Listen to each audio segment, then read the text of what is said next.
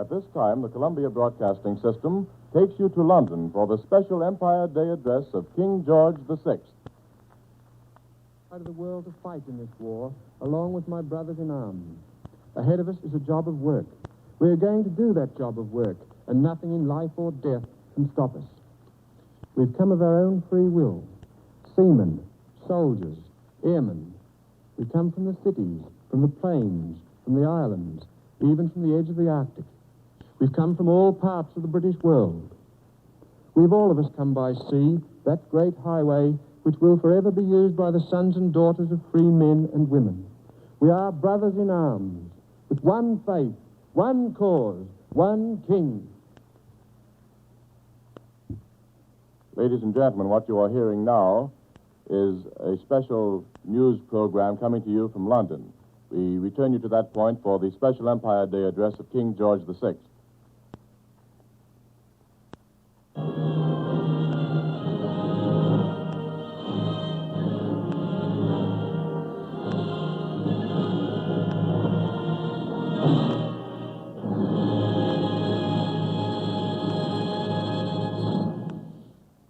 On Empire Day, His Majesty the King speaks to his people at home and overseas. His Majesty the King.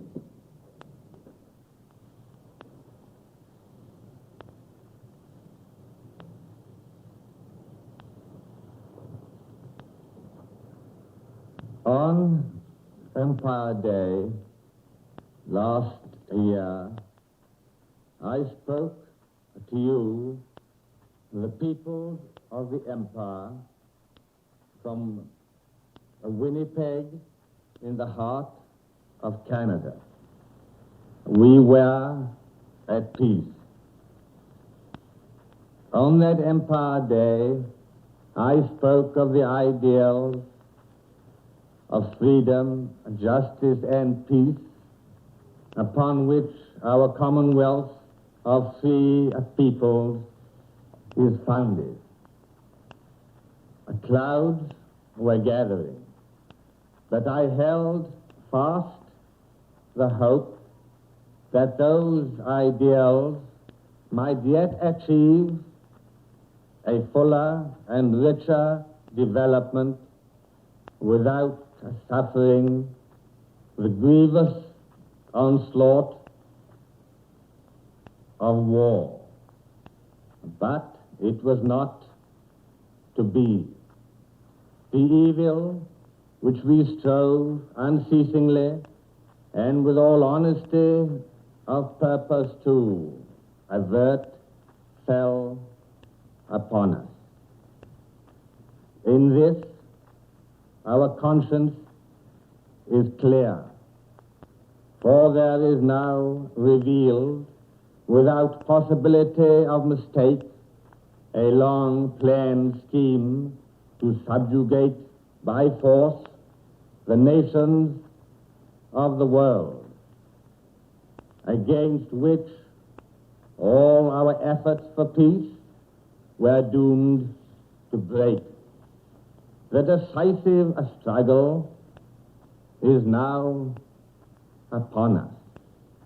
I am going to speak plainly to you, for in this hour of trial, I know that you would not have me do otherwise.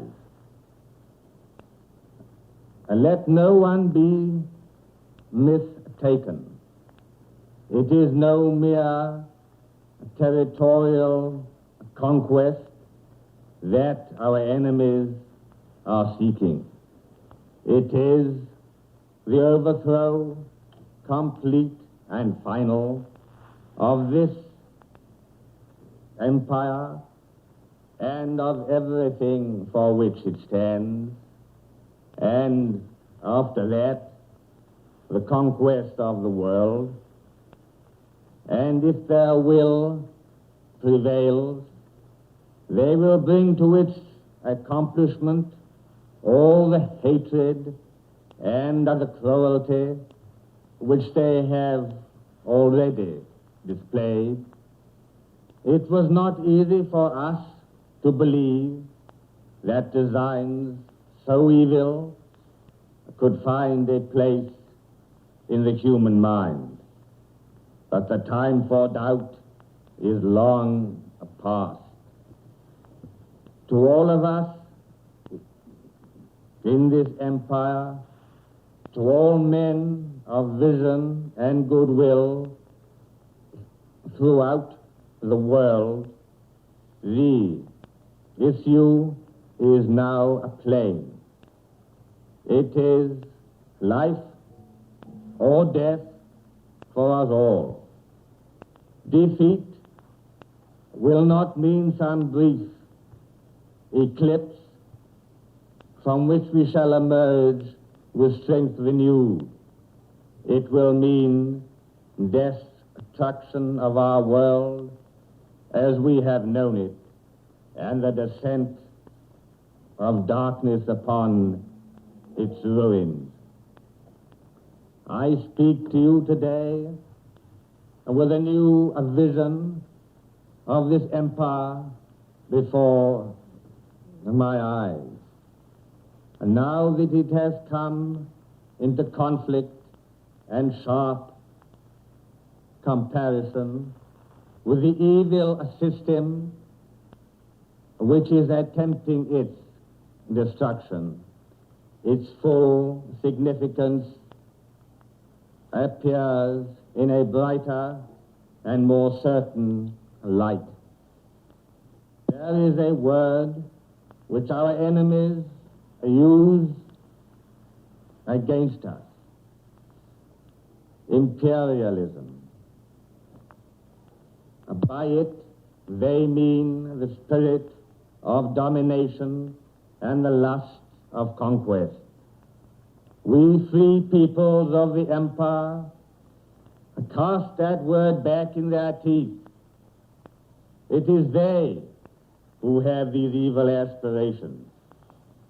Our one object has always been a peace in which our institutions may be developed, the condition of our peoples improved, and the problems of government solved in a spirit of goodwill.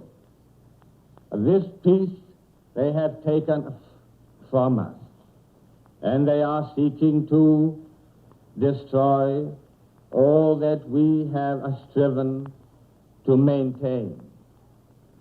Against our honesty is set dishonor. Against our faithfulness is set treachery. Against our justice and brute force. There, in clear and unmistakable opposition, lie the forces that now confront one another. The great uprising of the peoples throughout the empire shows without a doubt which will prevail. They have risen in just wrath against a thing which they detest and despise. And nothing can shake their resolution. In perfect unity of purpose, they will defend their lives and all that makes life worth living. Let no one think that my confidence is dimmed when I tell you how perilous is the ordeal which we are facing. On the contrary, it shines in my heart as brightly as it shines in yours. But confidence alone is not enough. It must be armed with courage and resolution, with endurance and self-sacrifice. These are the high qualities that the men of the homeland and the men from overseas in an unending stream are bringing to the struggle on land and sea and in the air. At this moment, our thoughts are turned to our fighting men and to those who love them, mothers, wives, and sweethearts at home. Beside them stand the soldiers of our old ally, France, and with them Poland and Norway, Belgium and Holland, peoples upon whose peaceful land has fallen all the horror of treacherous and unprovoked aggression. At this fateful hour we turn, as our fathers before us have turned in all times of trial, to God Most High.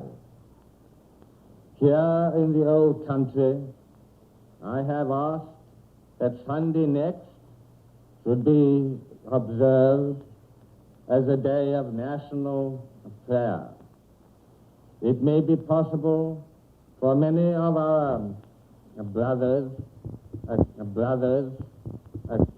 overseas to join their prayers with ours.